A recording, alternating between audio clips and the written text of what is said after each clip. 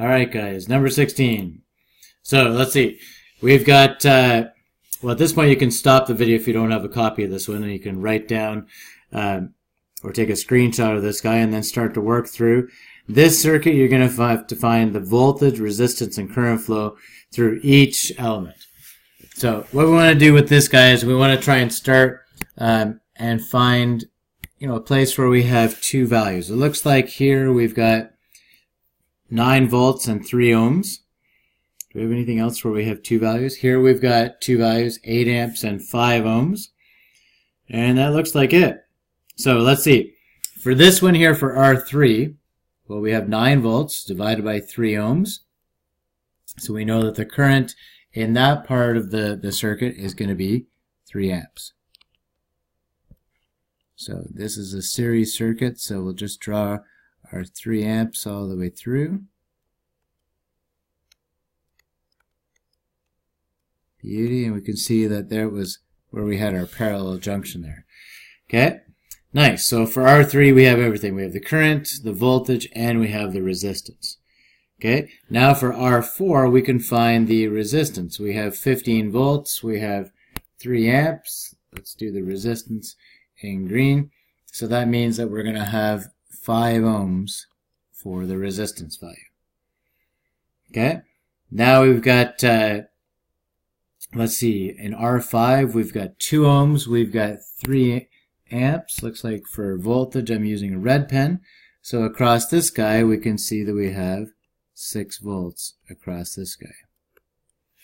Okay, again, remember that this 30 volts is the source for this, and this, for R3, R4, and R5. So the 9 volts and the 15 giving us 24, plus the 6 should sum to give us the 30 volts total.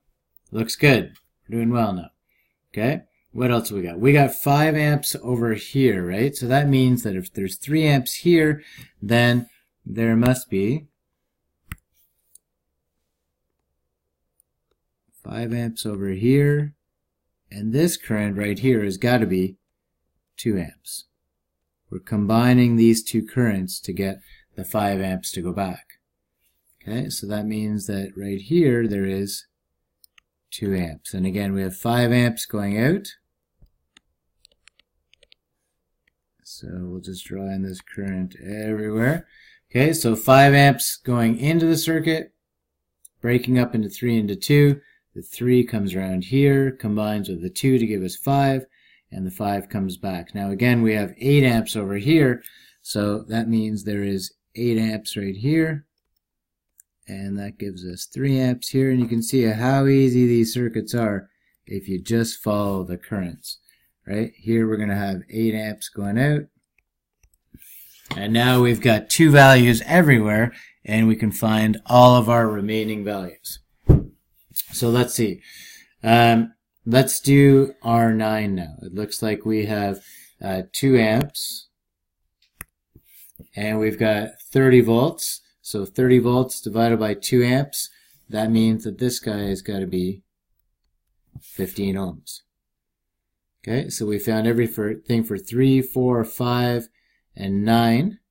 Let's find R2. We've got the resistance at 2 ohms. We've got the current at 5 amps. And for that guy, we can find the voltage. So the voltage across this guy has got to be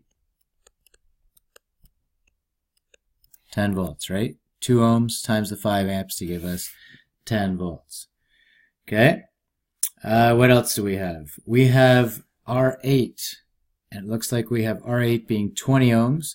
There's 3 amps flowing through it, so we know that R8 is 60 volts. Okay, so now we have everything for all of these resistors here. We're missing R6 though. We're missing a voltage and we're missing a resistance value. All we know is the current. Well, again, just like we had the 30 volts being dropped across this series circuit, the 60 volts is being dropped across R2, R9, and R6. The rest of this stuff over here is in parallel with R9. So again, 60 volts is dropped across R2, R9, and R6.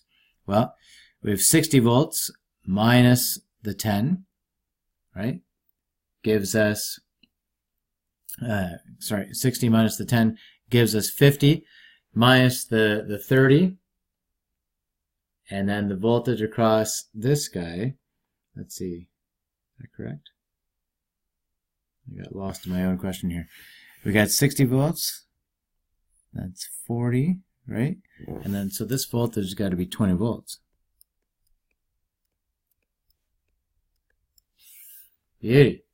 Okay, so we've got 5 amps, we've got 20 volts, and so the resistance there is going to be, let's see, 4 ohms, right? 4 times the 5 giving us the 20. So I got lost there for a few seconds, but 20 plus the 30 is 50, plus the 10 is 60 volts, same as the source here. Nice. Okay, what else do we have? We have 8 amps here, we've got 20 volts, and so this resistance is going to be 2.5 ohms. And I think that's everything. Is it? Oh, we're missing a voltage across this guy. So we're missing that last voltage across R7. So let's see. We've got 120 volts across the source. And we lost 20 here, so that's 100. 100 minus 60 leaves us 40 volts left over across R7. Again, the 120 is dropped across R1, R8, and R7. So here we should have 120, so we got 20, 80, plus the 40 giving us 120. Here we had 60, so we have 10, 40, 50, 60 matching with this, and the 30 volts, we have 9, 24, and 6 giving us the 30 volts as well. So it's a matter of following the currents or finding all your individual voltages based on Kirchhoff's law for series circuits. All right, guys. Awesome. We did this disgusting circuit here, right? And that was a matter of 7 minutes finding all of the values there.